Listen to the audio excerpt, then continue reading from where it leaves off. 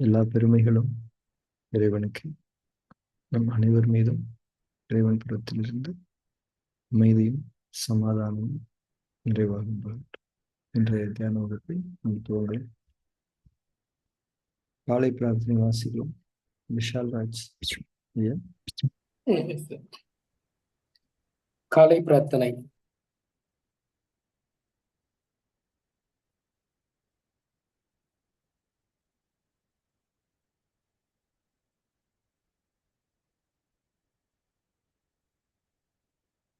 உங்க மைக்கு ஆஃப்ல இருக்குங்க, மைக் ஆன் பண்ணிக்கோங்க. சரி சார். ஸ்டார்டிங்ல இருந்து படிச்சிருங்க. Okay sir. காலை பிரார்த்தனை. அகிலங்களின் இறைவனே, அனைத்து பெருமைகளும் போற்றுதல்களும் உன் ஒருவனுக்கே உரியது. அனைத்தின் ஆதாரமும் நீ, அனைத்தின் தொடக்கமும் நீ, அனைத்தின் முடிவுகளும் உன்னிடமே. உன்னுடைய அருட்கொடையாம் இந்த நாளை உன்னுடைய திருப்பெயரால் நான் தொடங்குகின்றேன். எனது அறிவின் மற்றும் அறியாமையின் தீங்குகளில் இருந்து உன்னிடமே நான் பாதுகாவல் வேண்டுகின்றேன். எனது பெருமை மற்றும் பொறாமையின் தீங்குகளில் இருந்து உன்னிடமே நான் பாதுகாவல் வேண்டுகின்றேன். உலகத்தின் பொருள் மயக்கங்களும் என் மன இச்சைகளின் கெட்ட நோக்கங்களும் உன்னுடைய பொருத்தத்தை விட்டும் என்னை விலக்கிவிடாமல் இருக்கு உன்னிடமே உறுதியாக நான் பாதுகாவல் வேண்டுகின்றேன்.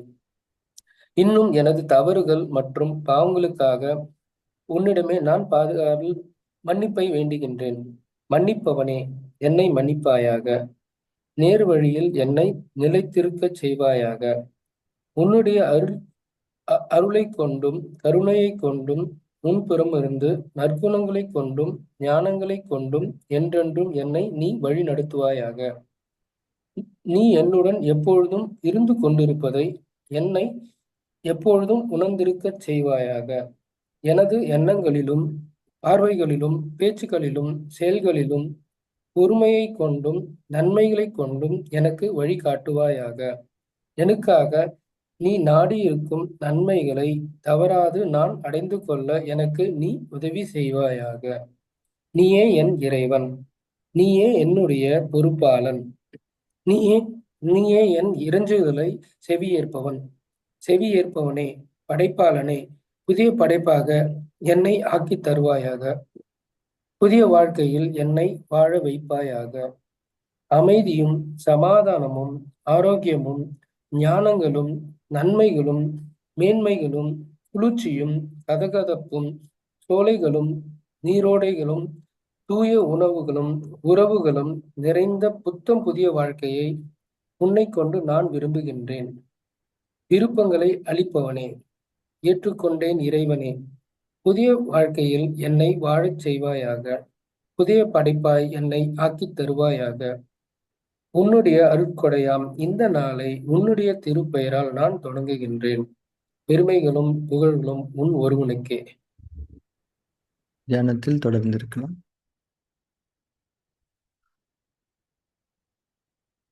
நம்முடைய அக உலகில் நாம் நிலை பெற்றிருக்கின்றோம்.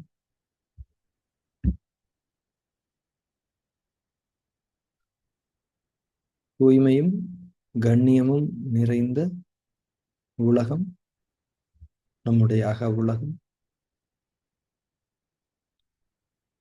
உள்ளட்சத்தோடு உங்கள் அக உலகில் திரும்பி நிலை பெற்றிருங்கள். அங்கே நீங்களும் உங்கள் இறைவன். சத்தியத்தை தவிர அங்கே எதுவும் இருக்க முடியாது. புற உலகில்தான் பொய்மையும் தீமையும் பகைமையும். அக உலகில் அனைத்தும் சத்தியமும் நன்மைகளும் மட்டும். நீங்கள் செய்த தவறுகளை அக உலகில் நீங்கள் ஏற்றுக்கொள்வீர்கள், புற உலகில் ஏற்றுக்கொள்ள மாட்டீர்கள். தவறு என்பது உங்களுக்கு தெரியும். நீங்கள் பேசியது, பார்த்தது, செய்தது தவறு. புற உலகில் அதை நியாயப்படுத்துவீர்கள். அக உலகில் அதை நியாயப்படுத்தக்கூடிய தைரியம் உங்களுக்கு இருக்காது. ஏனென்றால் அக உலகம் சத்தியத்தின் உலகம். அங்கே இறைவனுடைய இருப்பை நீங்கள் முழுமையாக உணர்ந்து கொண்டிருக்கக்கூடிய உலகம். சத்தியத்தில் நிலை பெற வேண்டுமென்றால் அக உலகில் நாம் மையம் கொள்ள வேண்டும். அக உலகம், அக உலகில் விருப்ப உணர்வோடும் உள்ளட்சத்தோடும் நிலைத்திரு. உடலை அதிஷ்டானாவில் நிலைப்படுத்திக் கொள்வது.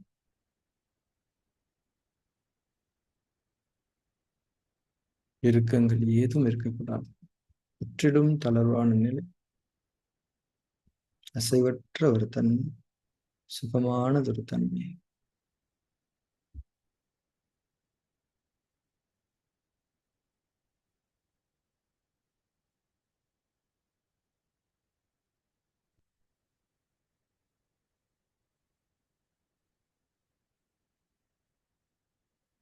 மூச்சின் மீது கவனம் ஏற்படட்டும்.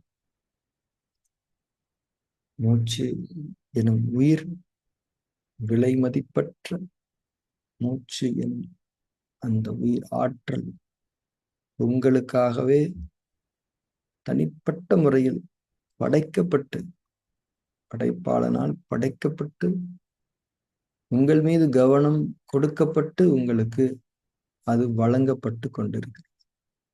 ஒவ்வொரு மூச்சும் அப்படித்தான் நிகழ்கிறது.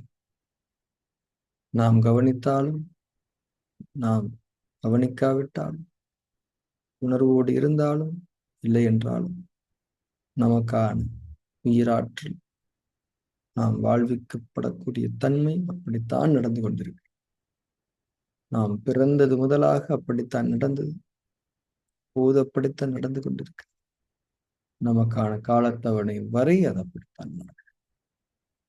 ஒட்டுமொத்தமாக நாம் நம்முடைய இறைவனால் வாழ்விக்கப்பட்டு கொண்டிருக்கின்றோம் என்ற உணர்வை ஒவ்வொரு மூச்சுடனான கவனத்துடனும் இணைத்திருங்கள்.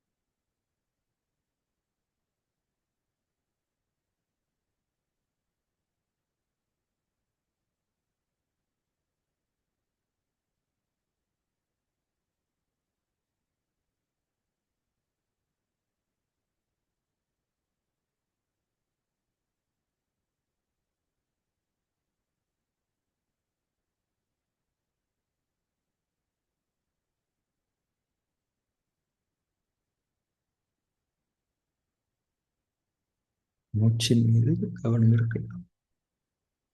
ஒவ்வொரு உள்மூச்சின் மீதும் கவனமும் உணர்வும்.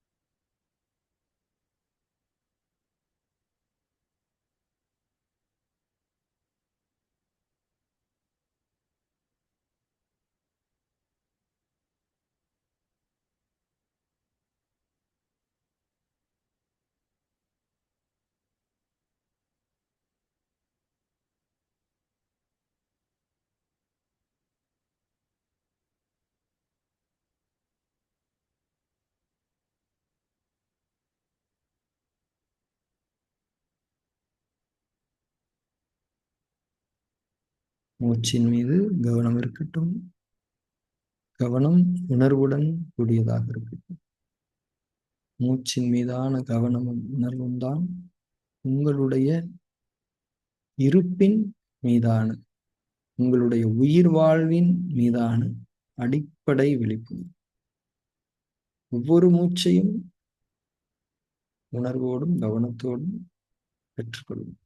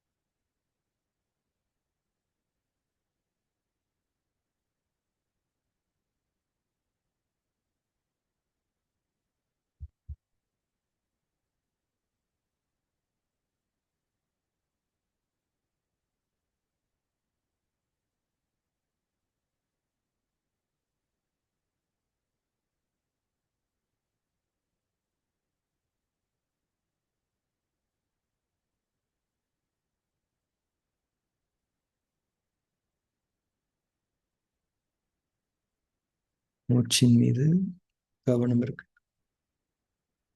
உணர்வுடன் கூடிய கவனம்.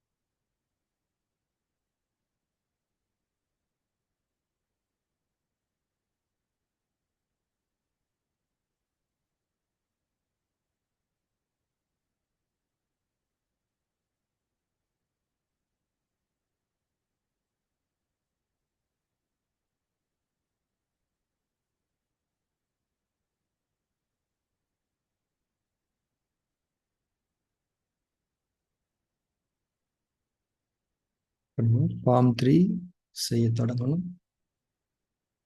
தளர்வை அடைய வேண்டும். ஷிஃப்டிங் ப்ராப்பரா பண்ணணும்.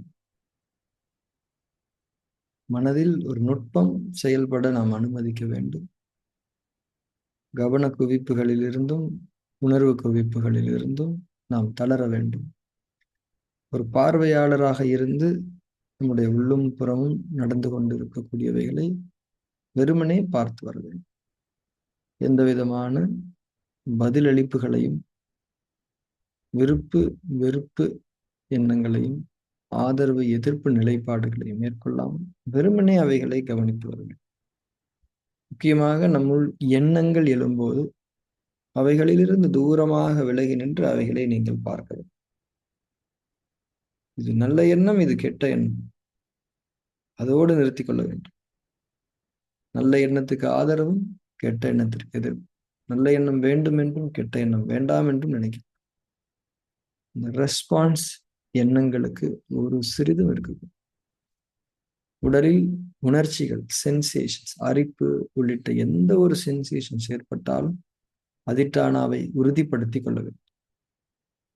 தூக்கம் வந்தால் அதை எதிர்க்கக்கூடாது, வர வேண்டாம் என்று நினைக்கக்கூடாது. தூக்கம் வருகிறது என்று பார்க்க வேண்டும், வந்தால் வரட்டும். பார்வையாளர் தன்மை என்றால் என்ன என்பதை உணர்ந்து கொண்டவர்களாக மிகவும் முக்கியமான இந்த ஃபார்ம் 3 மனம் 2 அடுக்குகளில் இருக்கக்கூடிய கெட்ட பதிவுகளை பலமிழக்கச் செய்யக்கூடிய நுட்பத்தை செயல்பட அனுமதித்துக் கொள்ளுங்கள். உங்களுடைய நன்மைகளுக்காக தியானத்தில் உறுதியாக நிலைத்திருக்கலாம்.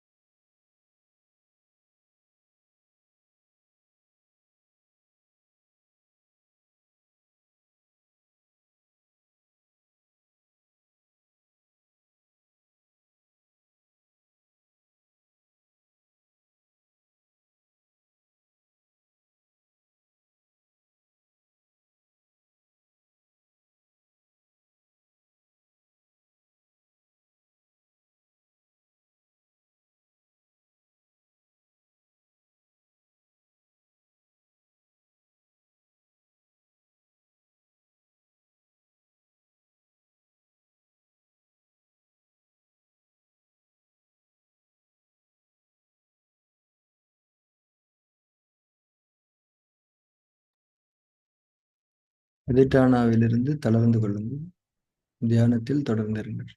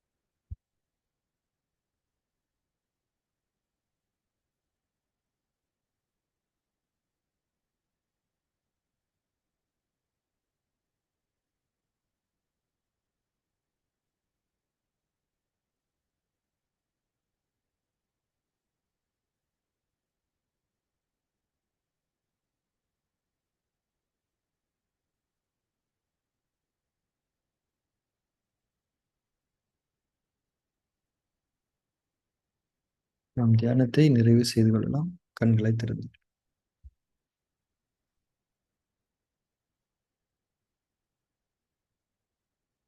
நம்முடைய உடல் உறுப்புகள் ஒவ்வொன்றும் உயிராற்றலை கொண்டே இயங்கிக் கொண்டிருக்கின்றன என்பதை நாம் அறிந்தவர்கள்.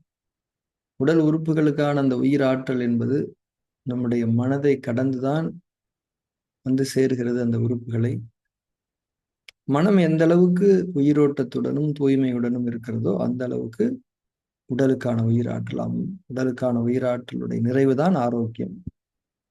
இன்றைக்கு எத்தனையோ மருத்துவமனைகளில் பல்வேறு நோய்களுடனும் வலிகளுடனும் இருக்கக்கூடிய மனிதர்களை நாம் பார்த்து கொண்டிருக்கின்றோம். ஒவ்வொரு நாளும் அந்த எண்ணிக்கை அதிகமாகி கொண்டிருக்கிறது. இதை நம்ம தேர்ட் பர்சனா இருந்து பார்க்கறது காட்டிலும் நம்ம குடும்பத்துல இருக்கக்கூடிய ஒருத்தருக்கு அது நடக்குதுன்னு பார்க்கும்போது இன்னும் அந்த உண்மையை நாம விளங்கி கொள்ள முடியும்.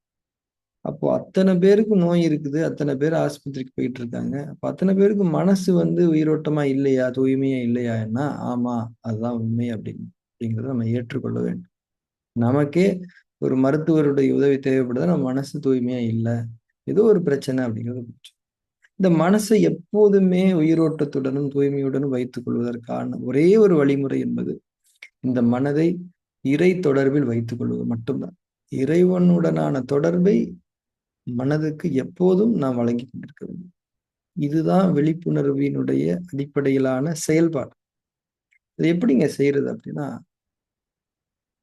குணங்கள்லயே வச்சு நல்ல குணம் எதுனா விருப்ப உணர்வுகளின் மீது நம்பிக்கை கொள்வதுதான் இருக்கிறதுலே நல்ல குணம். அதுதான் மிக மேன்மையான ஒரு பிரார்த்தனை, இறை தொடர்பை உறுதிப்படுத்தக்கூடிய ஒரு செயல். ஏன்னா நம்முடைய உயிரோட்டமே விருப்பங்கள் அடிப்படையில். நமக்கு நமக்கு தேவை இருந்துகிட்டே இருக்குது. தேவையில்லாத தன்மையில நம்ம இல்லை, நமக்கு தேவை இருந்துகிட்டே இருக்குது. ஆனா அந்த தேவைகள் எல்லாமே மறைவான சுகங்கள். இப்ப நம்ம காலை பிரார்த்தனை வாசிக்கிறோம் இல்லையா, உதாரணத்துக்கு இந்த வார்த்தைகளை நம்ம படிக்கலாம். அமைதியும் சமாதானம். அமைதினா என்ன? நம்ம மனசுல இருக்கக்கூடியது. சமாதானம்னா என்ன? இந்த சமூகத்தோடு நம்முடைய உறவுகளோடு இருக்கக்கூடியது. இது ரெண்டு இருந்துட்டாலே ஆரோக்கியமா இருந்துடலாம் ஆல்மோஸ்ட். அப்போ நம்ம எப்பெல்லாம் சும்மா இருக்கிறோமோ, நம்ம மனசுல எப்பயாவது ஒரு கவலையோ ஏதோ ஒரு ஸ்ட்ரெஸ்ஸோ இருக்கும்போது அமைதியும் சமாதானமும் வேணுங்கிறது நம்ம விருப்பமா இருக்குது, இறைவன் கொடுத்துருக்கிறானே, ஏற்றுக்கொண்டேன் இறைவன். கடைசி என்ன வார்த்தை சொல்றோம்? விருப்பங்களை அளிப்பவனே ஏற்றுக்கொண்டேன் இறைவன். இதுதான் பிரார்த்தனைகளுடைய அடிப்படை. அமைதியும் சமாதானம் வேணும், ஏற்றுக்கொண்டேன் இறைவன். ஆரோக்கியமும் நன்மைகளும் ஞானங்களும் வேண்டும், ஏற்றுக்கொண்டேன் இறைவன். அந்த வார்த்தையினுடைய உணர்வு, ஆரோக்கியம், முழுமையான ஆரோக்கியம் வேணும் அப்படிங்கிறது விருப்ப உணர்வா இருக்குது, ஏற்றுக்கொண்டேன். நன்மைகளும் மேன்மைகளும், குளிர்ச்சியும் கதகதம். பயங்கரமா வெயில் அடிக்குது, வெயில்னால உங்கள் மனசுல ஒரு எரிச்சல் உண்டாகுது, அப்போ ஒரு பிரார்த்தனை, குளிர்ச்சியும் கதகதப்பும் எனக்கு வேண்டும், என்ற விருப்பத்தை நீ எனக்கு கொடுத்திருக்கிறாய், ஏற்றுக்கொண்டேன். என்னடா இப்படி வெயில் அடிக்குது, இங்கிருந்து எப்படி குளிர்ச்சியும் கதகதப்பும் உருவாக போகுது? சான்ஸே இல்லை. இது கெட்ட குணம். விருப்ப உணர்வுகளை ஏற்றுக்கொள்வதுதான் நல்லது. சோலைகளும் நீரோடைகளும், இதை நம்ம இறைவன்கிட்ட கேட்டிருக்கமே, நிச்சயமா கிடைக்கும். இது நமக்காக இறைவன் கொடுத்த விருப்ப உணர்வு. பொதுவா கொடுக்கல, உங்களுக்குன்னு தனியே உங்களுக்கான சோலைகள், உங்களுக்கான நீரோடைகளைத்தான் உங்களுடைய விருப்ப உணர்வுகளாக இறைவன் அறிவித்தார். தூய உணவுகளும் உறவுகளும். தூய உணவுகள் என்ன? உங்களுக்கு எது உயிரோட்டத்தை அளிக்குமோ அந்த உணவை நீங்கள் கேட்டிருக்கிறீங்க. சாப்பிடும்போது இது அதுவோ இதுவோ அப்படின்னு நினைக்க வேண்டாம். அது நீங்க கேட்ட உணவு அங்க இருக்கு. தூய்மையான உணவு அது சாப்பிடும். எந்த ஒரு வாழ்வியல் அம்சத்திலும் விருப்ப உணர்வுகளை மேற்கொண்டு அந்த வாழ்வியல் அம்சத்தின் மூலம் உங்களுக்குள் ஏற்படக்கூடிய கெட்ட உணர்ச்சிகளிலிருந்து நீங்கள் விலகி சென்று விடுங்கள். ஒரு உறவு நம்மளை காயப்படுத்துது, தூய உணவுகளும் உறவுகளும் நிறைந்தது நம்ம கேட்டிருக்கோமா இல்லையா? இறைவன் கொடுப்பான். இதை விட்டுருவோம், அவ்வளவுதான். ஏற்றுக்கொண்டேன் இறைவன். இது இப்படி நடந்துருச்சு, அதுக்கு காரணம் இறைவனுக்கு தெரியும். ஆனா நீங்க நாளைய வாழ்க்கையில என்ன கேட்டிருக்கீங்க?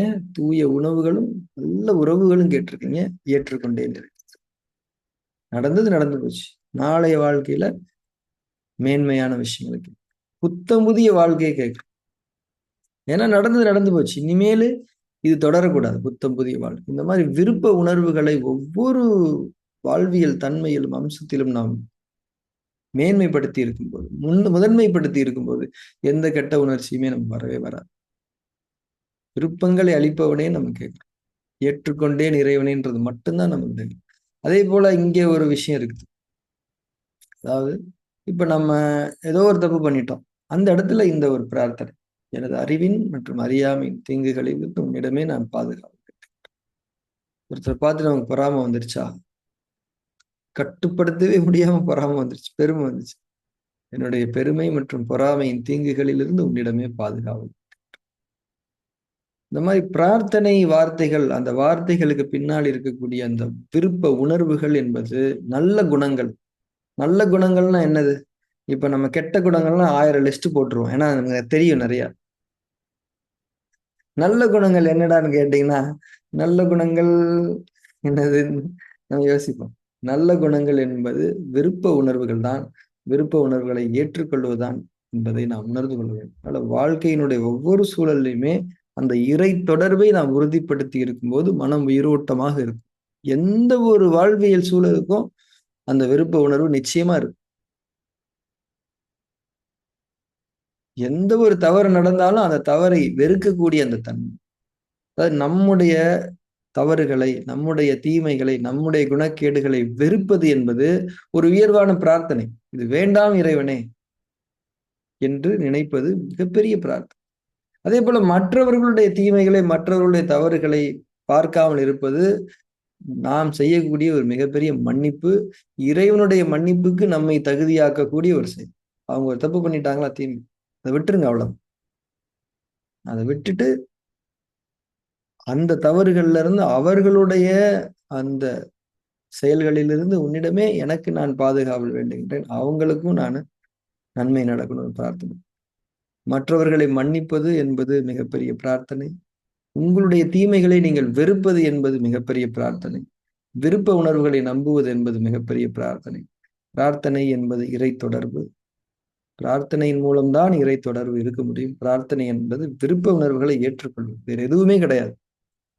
அந்த ஏற்றுக்கொண்ட நிலையில் செயல்கள் செய்யும். அதான் பிரார்த்தனைகளுடைய தன்மை. பிரார்த்தனைகளுக்கு நம்மை இறைவழி தியான வழிமுறைகள் தகுதிப்படுத்தும். நினைவூட்டலை ஒவ்வொரு நாளும் இது வழங்கி கொண்டிருக்கிறது.